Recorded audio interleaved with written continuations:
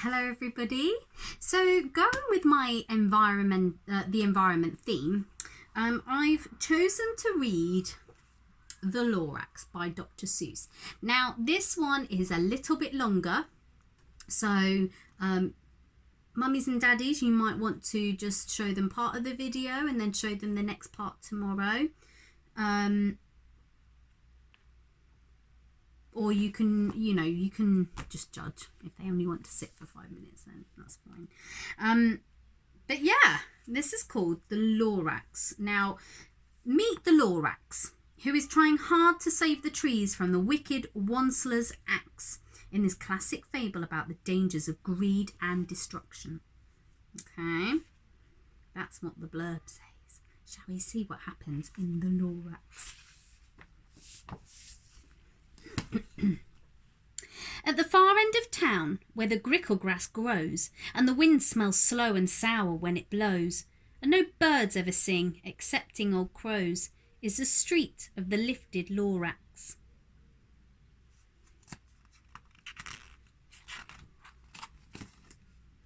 And deep in the grickle grass, some people say, if you look deep enough, you can still see today where the Lorax once stood, just as long as it could, before somebody lifted the Lorax away. What was the Lorax? And why was it there? And why was it lifted and taken somewhere? From the far end of town where the grickle grass grows. The old Onceler still lives here. Ask him, he knows. I wonder what the Lorax is. I'm intrigued. You won't see the Onceler. Don't knock at his door. He stays in his lurkin on top of his store. He lurks in his lurkin, cold under the roof, where he makes his own clothes out of muffed moof. And on special dank midnights in August he peeks out of the shutters, and sometimes he speaks and tells how the Lorax was lifted away. He'll tell you, perhaps, if you're willing to pay.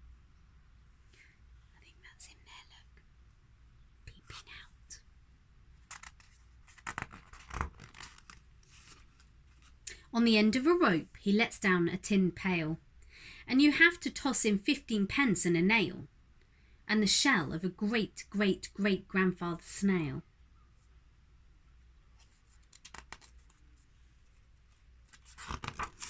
Then he pulls up the pail, makes a most careful count, to see if you've paid him the proper amount. Then he hides what you've paid him away in his snub, his secret strange hole in his grovelous glove. Then he grunts, I will call you by whisper my phone, for the secrets I tell you are for your ears alone.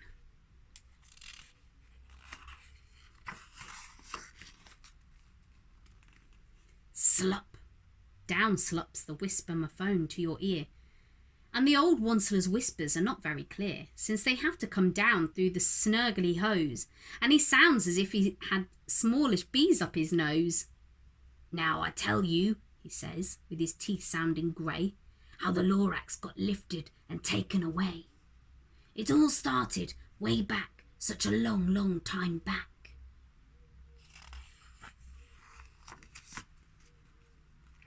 Way back in the days when the grass was still green, and the pond was still wet, and the clouds were still clean, and the song of the swomy swans ran out in space, one morning I came to this glorious place, and I first saw the trees, the truffler trees, the bright coloured tufts of the truffler trees, mile after mile in the fresh morning breeze.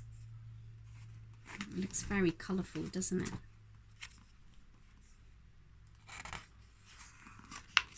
And under the trees I saw brown barbaloots frisking about in their barbaloot suits as they played in the shade and ate truffler fruits. From the rippleless pond came the comfortable sound of the humming fish humming while splashing around.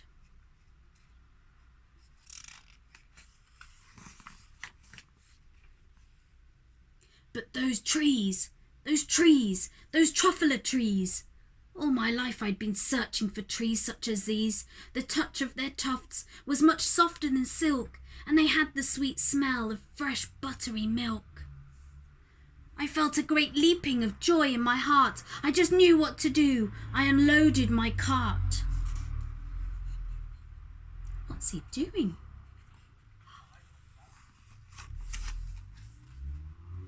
In no time at all, I had built a small shop. Then I chopped down a truffler tree with one chop, and with great skillful skill, and with great speedy speed, I took the soft tuft, and I knitted a thneed. He's using the tufts to knit. I don't know what a thneed is though, do you? The instant I'd finished, I heard a gazump. I looked. I saw something pop out of the stump of the tree I'd chopped down. It was sort of a man. Describe him? That's hard. I don't know if I can. He was shortish and oldish and brownish and mossy, and he spoke with a voice that was sharpish and bossy.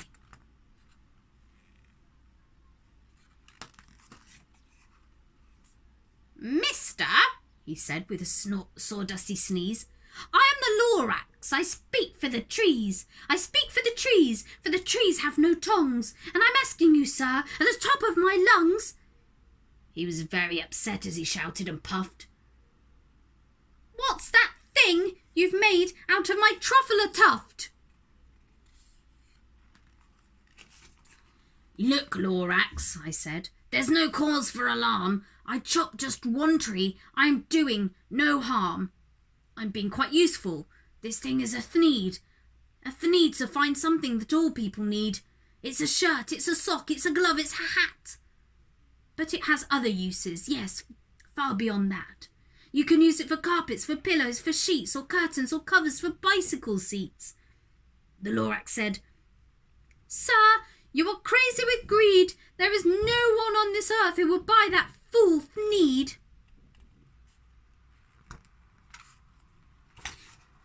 But the very next minute I proved he was wrong, for just at that minute a chap came along, and he thought that the thneed I had knitted was great.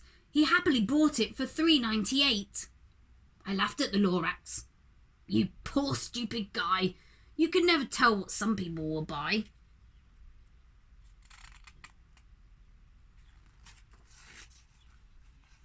I repeat, cried the Lorax, I speak for the trees.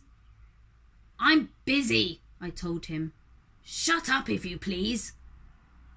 I rushed across the room and in no time at all built a radio phone. I put in a quick call. I called all my brothers and uncles and aunts and I said, listen here, here's a wonderful chance for the whole Onceler family to get mighty rich. Get over here fast. Take the road to North Nitch.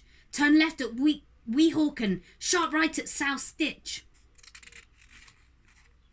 Oh dear, he's not listening to the Lorax, is he? The Lorax is a bit worried. And in no time at all, in the factory I built, the whole Onceler family was working full tilt. We were all knitting thneeds, just as busy as bees, to the sound of the chopping of truffler trees. Uh-oh. Can you see what they're doing? They are chopping all of the trees down to make the thneeds. What's going to happen if they chop all the trees down and they don't plant any more?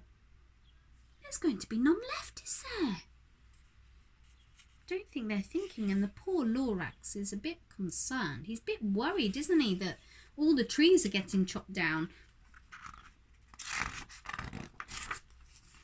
Then, oh baby, oh, how my business did grow.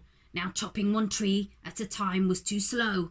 So I quickly invented my super axe hacker, which whacked off 4 truffler trees at one smacker. We were making thneeds 4 times as fast as before, and that Lorax, he didn't show up anymore. Oh no, so now they're chopping the trees down even faster. But the next week, he knocked on my new office door.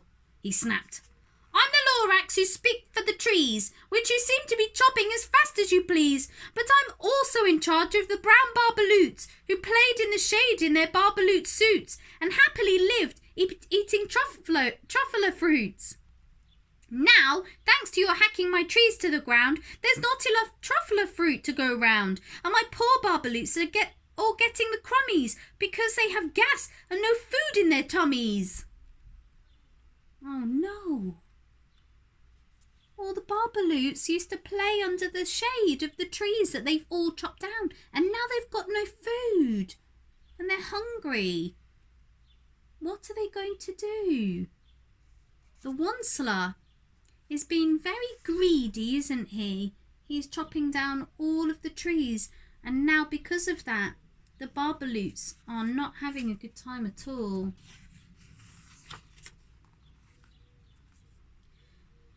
They loved it living here, but I can't let them stay. They'll have to find food, and I hope that they may. Good luck, boys, he cried. And then he sent them away. I, the Wonsler, felt sad as I watched them all go, but business is business, and business must grow, regardless of crummies and tummies, you know. They're all going away. Look, they have to go somewhere else to find food. That's a shame, isn't it? I meant no harm. I most truly did not. But I had to grow bigger, so bigger I got. I biggered my factory. I biggered my roads. I biggered my wagons. I biggered the loads of the needs I shipped out. I was shipping them forth to the south, to the east, to the west, to the north. I went right on biggering, selling more needs, and I biggered my money, which everyone needs. Oh my goodness, can you see what's happened now?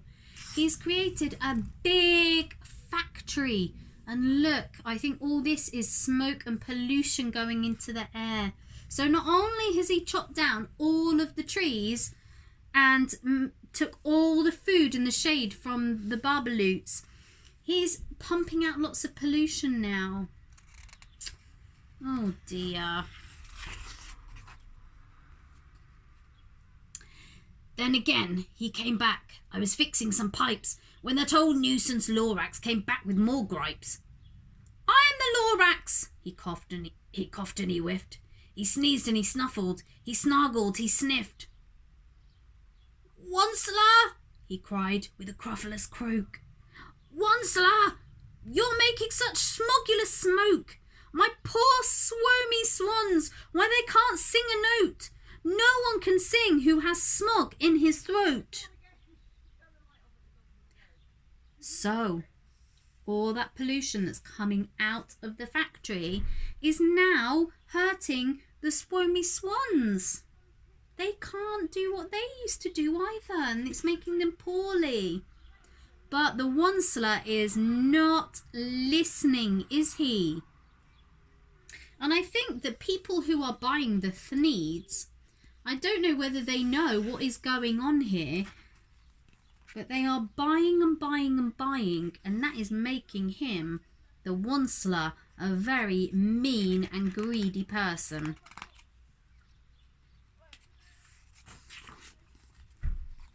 And so, said the Lorax, please pardon my cough, they cannot live here, so I'm sending them off.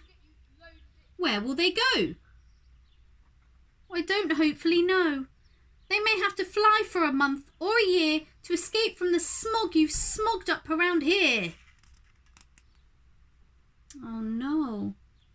So the swomy swans are having to leave as well because they can't live there any longer. That's not fair, is it?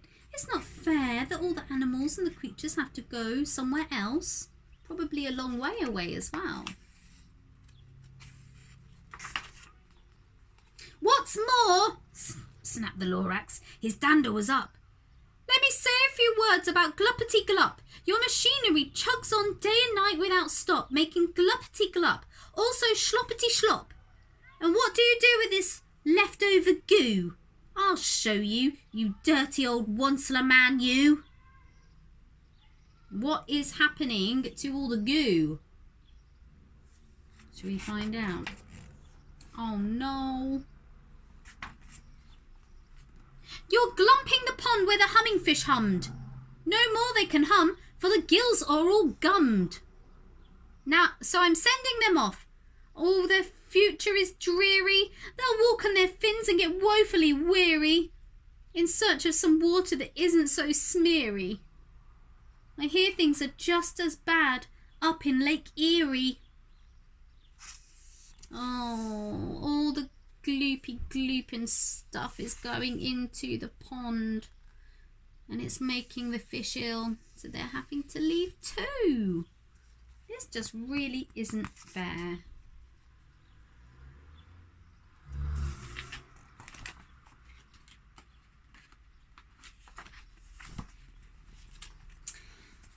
And then I got mad. I got terribly mad. I yelled at the Lorax. Now, listen here, Dad. All you do is yap yap and say, bad, bad, bad, bad. Well, I have my rights too, sir, and I'm telling you, I intend to go on doing just what I do. And for your information, you Lorax, I'm figuring on biggering and biggering and biggering and biggering, turning more truffler trees into thneeds, which everyone needs. He's not being very kind and he's just not listening, is he? He just wants more money and to make his business bigger. And from that moment we heard a very loud whack. From inside in the fields came a sickening smack of an axe on a tree. Then we heard the tree fall, the very last truffler tree of them all. Can you see how many trees have been chopped down? And all the pollution in the air. And nobody living there, look.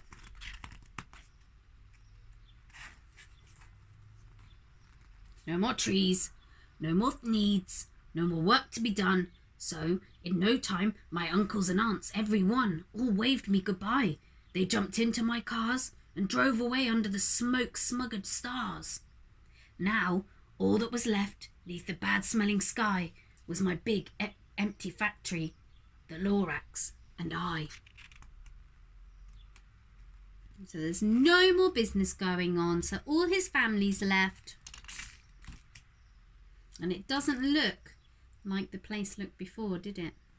With all the nice colours and the animals and creatures. The Lorax said nothing, just gave me a glance. Just gave me a very sad, backward glance as he lifted himself by the seat of his pants. And I'll never forget the grim look on his face when he hoisted himself and took leave of this place, through a hole in the smog, without leaving a trace.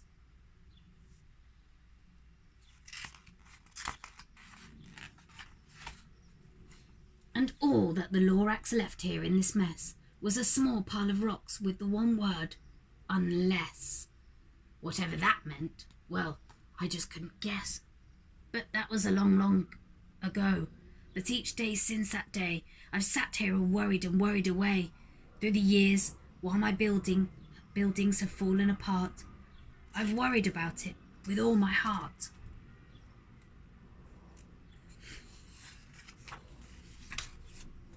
But now, says the Onceler, now that you're here, the word of the Lorax seems perfectly clear. Unless someone like you cares a whole awful lot, nothing is going to get better. It's not.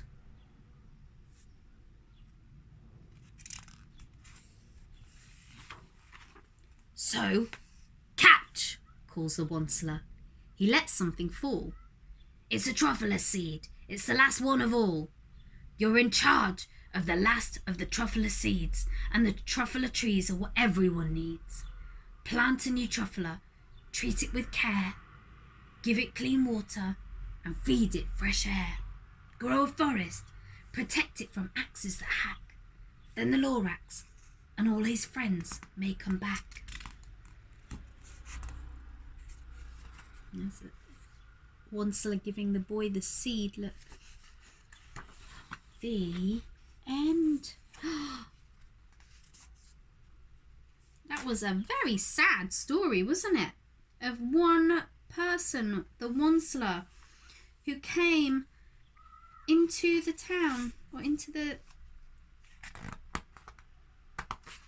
into the place, and he built a business. Look at this nice place that was there to start with, look. And he came and he chopped down all the trees, and he polluted the pond, and he polluted the air, and he made it so that all the animals had to leave because there was nothing for them. There was no food, there was no shade, and because they couldn't breathe in the nice clean air anymore. And so they all had to leave. And then Bonsler ended up on his own, didn't he? He ended up on his own because there was nothing left.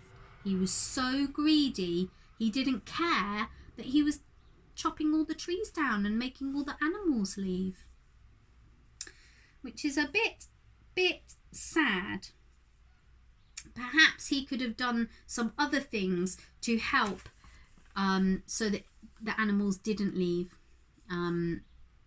Maybe he could have planted some more seeds. He could have planted some truffle trees, couldn't he?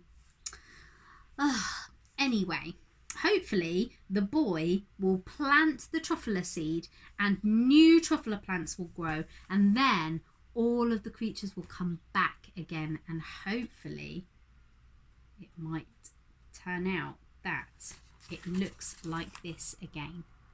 Maybe. Okay, I hope you enjoyed that story. It was a longer story, that one, wasn't it? Thank you for listening. Goodbye, everyone.